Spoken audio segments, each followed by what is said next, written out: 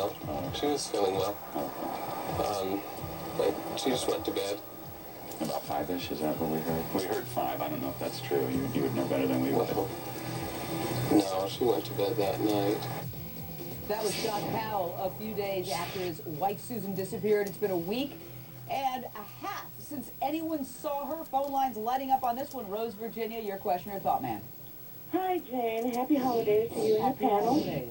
I have a question for the detective. I'd like to know whether or not they've done a search of gas stations within that 100-mile radius to if there's video.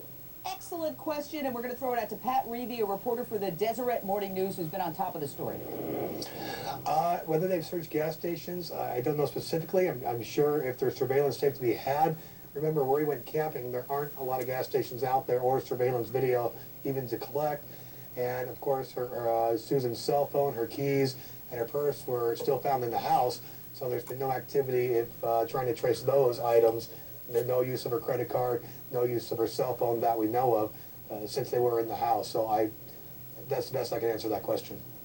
J.D. Weintraub, it always comes down to this, and I say if we have to put a camera on every telephone pole in America to solve these cases, let's do it. Because really, if he had to drive, if he's saying he's driven 100 miles one way and then 100 miles back, unless he has some kind of super-duper hybrid electric vehicle, he would have probably had to stop and get gas somewhere.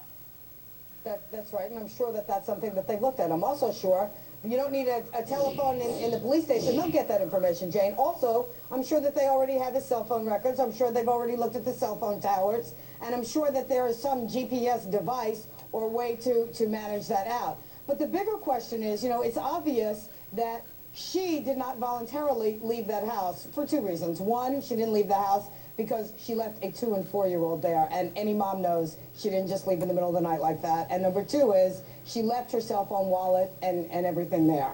So we know that either it was in a huff and an anger management problem that they're having together, and she would have shown up by now, or she was taken. Susan's friends have described the Powells' troubled marriage. Listen to how Rachel Marini described Josh. I didn't like the way that he treated her, and I didn't think that she should stand for it. Very controlling. He controlled pretty much everything that she did. Brenda Wade controlling, and then we're hearing about this notebook, and let's factor in the fact that a couple of years ago he declared bankruptcy and reportedly had $200,000 in debt.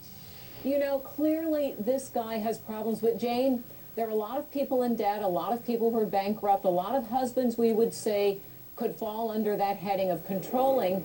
Each one of those things alone doesn't mean that this is a guy who would harm his wife, as we're all in the back of our minds thinking. I'm certainly thinking it, but the reason I'm thinking it is because the story doesn't add up along with that background.